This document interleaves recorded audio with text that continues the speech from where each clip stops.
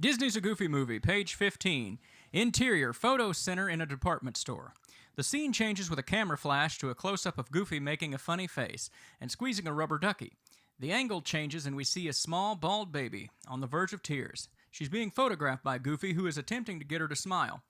Coochie coochie coo! Come on, smile! Oh, smiley wiley! Oh, come on, Kimmy! Give me a big... Goofy squeezes a rubber ducky, making the typical squeaky noise in an attempt to get her to smile. As he squeezes it, the squeaker pops out of the toy and into his mouth, getting caught in his throat. Gasping, Goofy makes the squeaky noise repeatedly. This amuses the little girl, and she begins laughing. Seeing his chance, Goofy steps behind the camera and takes the picture of the little girl, with the red-eyed glow intact. As he continues, Pete enters the scene. Goofy makes the squeaky sound, which annoys Pete. Goofy looks at him and makes an inquisitive-sounding squeak. Stop goofing around! Pete slaps Goofy on the back of the head, dislodging the squeaker. Finished, Goofy picks up the little girl and returns her to her mother, continually making baby noises to amuse the child. Okay, Kimmy, back to Mommy now. Oh, look at you, little boy. You're such a cute little girlie. Yes, you are, Doug. You come back and see me now. Oh, you have such a way with children. Goofy blushes as the mother leaves. You have such a way with children. Pah! Pete approaches Goofy, who is attending to the next customer. Okay, now, who's next over here? Pete knocks Goofy out of the way. Step aside, Goof. Let a pro show you how it's done. Okay, who's next over here? Pete bends down and talks to the little girl, who kicks him in the shin, runs around him several times, up his back, and jumps on his head. Oh, hello, precious. To the mother. You lucky woman. Pete follows the little girl, who is hiding behind the photo stand, and ducks back and forth several times, attempting to catch her. Finally, he reaches over the stand and grabs her roughly. Come here, honey. It's picture time. She's so cute. Peekaboo!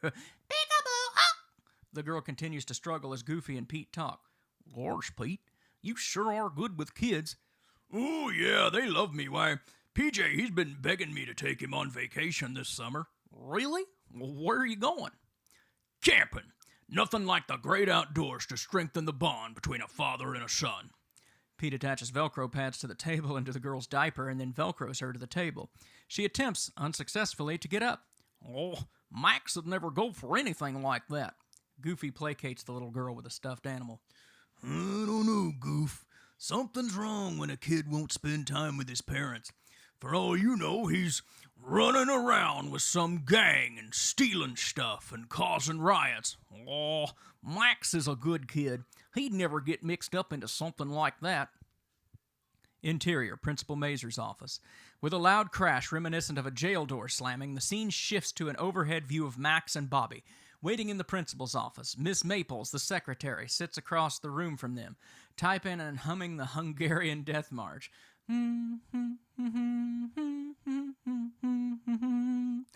Max looking terrified, and Bobby is slouching across the chairs, facing the wall.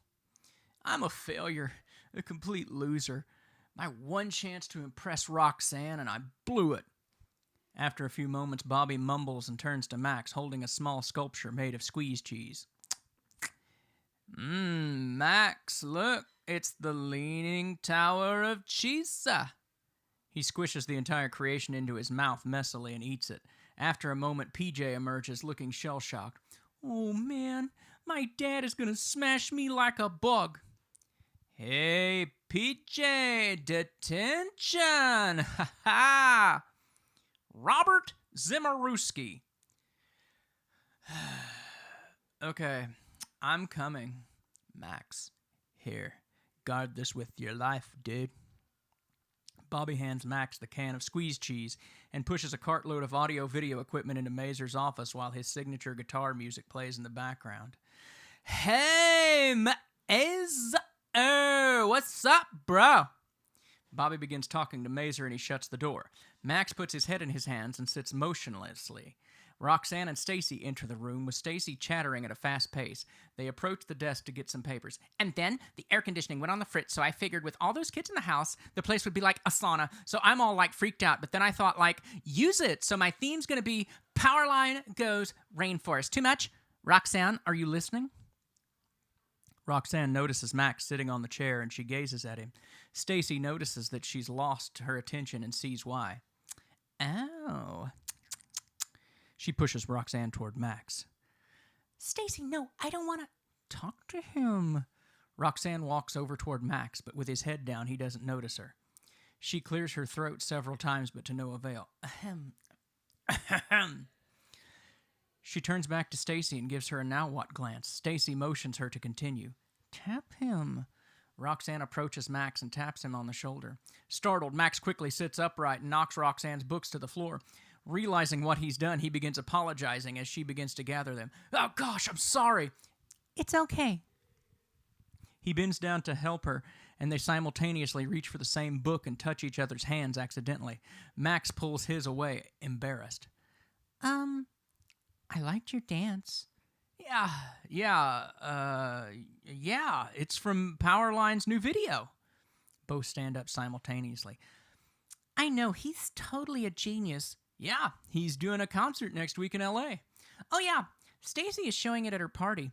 Yeah? Yeah. Roxanne, I was sort of kind of thinking that maybe I'd ask you to go to the party with me.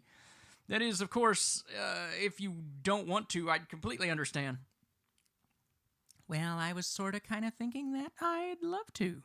Max and Roxanne both start to fluster. Yeah? Yeah. Good. Great. Terrific. Wonderful. All right. Okay. Stacy approaches to extract Roxanne. Come on, Roxanne. We don't want to belabor the moment now, do we? Well, I'd better be going. I'll call you later. Okay, bye. Roxanne backs away slowly, shyly, and backs into the wall beside the office door. After leaving, she walks down the hall with Stacy. See? That wasn't so bad. I told you men were easy to deal with. Back in the principal's office, Max waves shyly at Roxanne as she leaves and then jumps up in the air and begins yelling. Yes! She said yes! Hoo-hoo-hoo-hoo! Everybody mambo! Ya-da-da-da-da-da! Ya-da-da-da-da-da! Max begins dancing around the room out of sheer joy with mambo music playing in the background. After several moments, he grabs Miss Maples and involves her in his dance, while she's still sitting in her chair. Shortly, Mazer and Bobby appear at the office door. Bobby smiles and encourages Max. Yeah, dance with her. Groove with her. Miss Maples!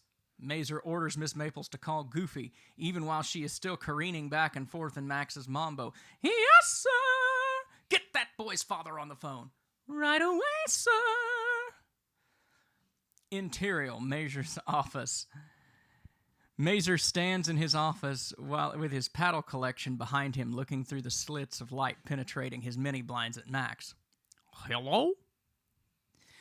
Yes, Mr. Goof. This is Principal Mazer. I'm calling in regard to your son, Maximilian. Max? Oh my gosh, is he hurt? No, Mr. Goof, he's in trouble. Trouble? What kind of trouble? Dressed like a gang member. Gang member? Your son caused the entire student body to break into a riotous frenzy. A riot? Oh, couldn't be my... If I were you, Mr. Goof, I'd seriously reevaluate the way you're raising your child before he ends up in the electric chair. The electric chair?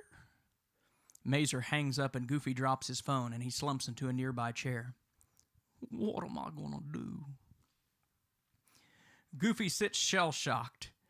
Interior of the department store for a moment. Suddenly, a bright blue light illuminates him and pans across the room, accompanied by an announcement over the PA system. Blue light special on aisle 3. Blue light special on aisle 3. Goofy rises slowly and walks toward the rotating blue beam of light. It crosses his face repeatedly and scans across the room. Goofy approaches the sail table. On that table is an assortment of small children's toys that look like a boy fishing. He bounces the toy's spring-loaded head. Suddenly, Goofy's face brightens as he gets an idea. Lake Destiny. Now excited, Goofy runs back to the photo department and tells Pete his plan. Okay, kiddo, now smile. Goofy sticks his head in front of the camera Pete is using. Lake Destiny, Idaho. Lake Hootamaho, what? You were right, Pete. Nothing like the great outdoors to strengthen the bond between a father and a son. You said so yourself. Well, yeah, but I'm going fishing. I'm going fishing with my boy. Without waiting for Pete's response, Goofy runs off carrying the toy. Pete shakes his head in confusion and looks back through the lens. Yeah, okay, precious. Give me a big smile. The little girl he was photographing is gone. Only her diaper remains. She runs down the aisle in pursuit of Goofy. Hey,